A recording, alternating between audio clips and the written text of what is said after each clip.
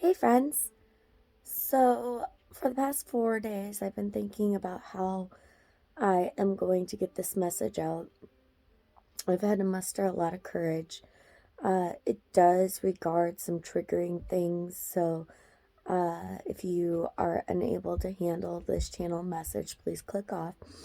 If you are looking to see that you're not the only one out there doing some inner child healing at this time, then you can continue. So, a couple days ago, trigger warning, I haven't had the easiest life. None of us have.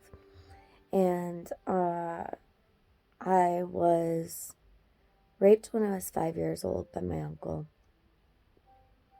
multiple times for a course of many, many months.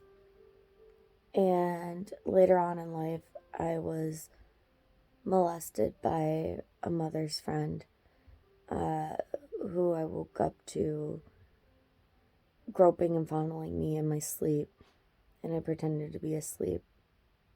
And I told my mother the next day,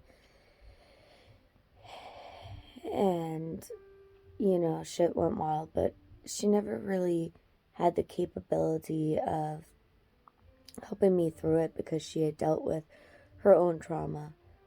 This is a generational cycle that seems to be repeating in my family lineage that I'm breaking in this lifetime. But I had heard from somebody that this uncle that raped me when I was 5 years old had molested me when I was a younger baby, that he had inappropriately been doing things when I was like 2 or something. And, I stored this away with my trauma.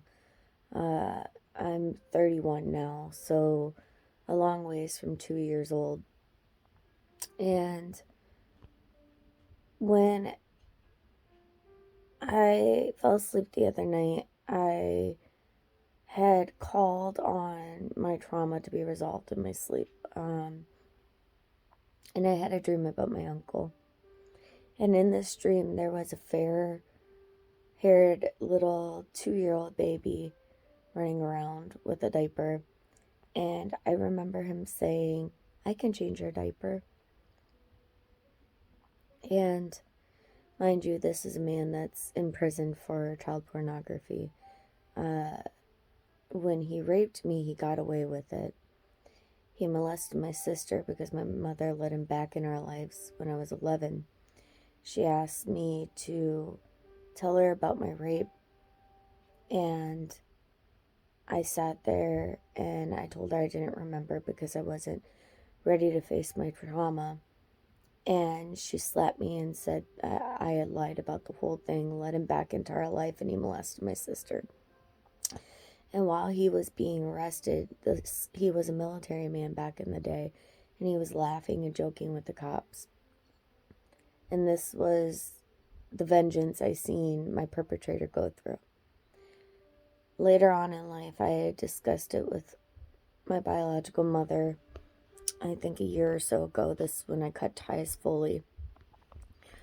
She was talking about the rape because my littlest biological sister is in cahoots with him,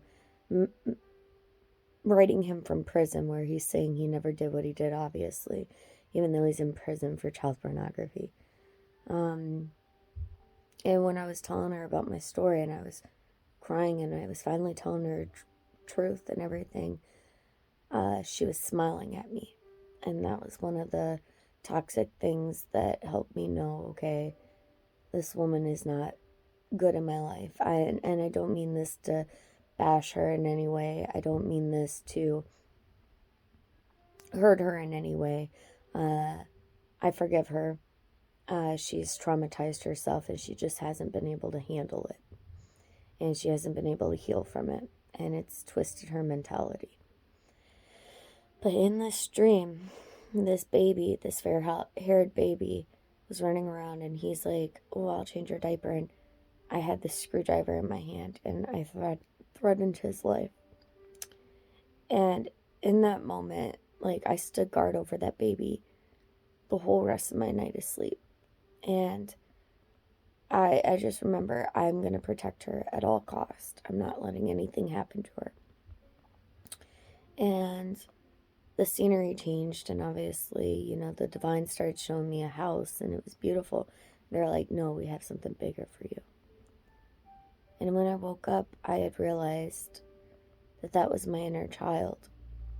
And the protector I needed back then, because the guardians I had weren't mentally capable of guarding me. I had become my own hero that I had needed as a child.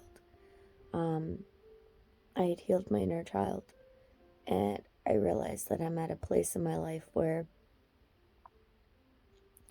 I can protect myself, and I healed all on my own without role models, without any guidance, just one day at a time. You look back, and in a year, you're 365 steps ahead, you know. It doesn't happen all at once, but eventually you look back and you've healed your inner child from trauma that you succumbed to at 2 years old, you know. And I just want to put this out there. This is really hard for me to post. There's a lot of information I'm sharing right now, and I'm a pretty private person. But if anybody else is going out through all this trauma in life, you know, sometimes people view us as perfect, like we have it all together. And I remember saying to somebody a couple days ago, I'm like, I'm 31, and if, you know, death were to meet me, I wouldn't be so scared. And they're like, you're so young. You have nothing to say that over. And it's like, I've lived so many years in this lifetime that death no longer scares me. I'm here to fulfill a purpose, and I'm just tired. And I don't mean this to trigger anyone, but I will keep pushing forward just because I've made it through everything. But that doesn't mean I'm not tired. And that doesn't mean that in 31 years of age, I haven't gone through things that I'm just exhausted from. So, if you ever want to cast stones at somebody because they look perfect or they look like they have it all together, just know we're all fighting our own struggles. We're all trying to heal our inner child. And we're all just trying to, you know, get through one day at a time. And let's help push each other forward a step instead of back, you know. Instead of making the world harder, make it easier on each other. And when you're diving into those dark sides of yourself, it took me 4 or 5 days to post this. Spirit kept saying, you need to post it, you need to post it. And I'm like, this is such a hard thing to post, you know.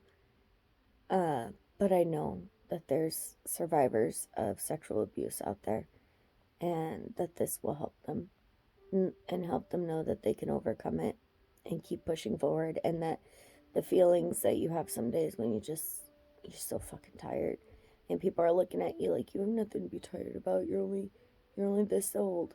And that doesn't mean that you haven't lived years worth from that trauma.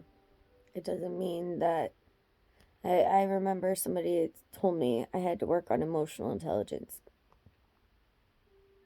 And I told them, I'm like, if I wasn't emotionally intelligent, I wouldn't be able to function every day at this high level that I'm able to while covering all of this trauma.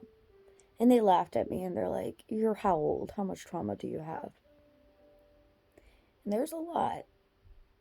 And I remember seeing this study that said when you're traumatized as a child, you stop maturing.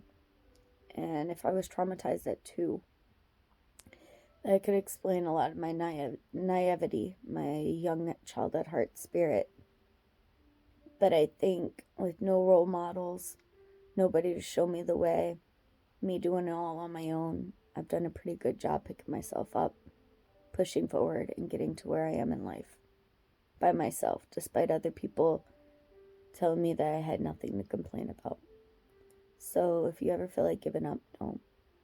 If you've ever been victimized, you can choose to change your ending. And I love you, and I'm here for you. Bye, friends.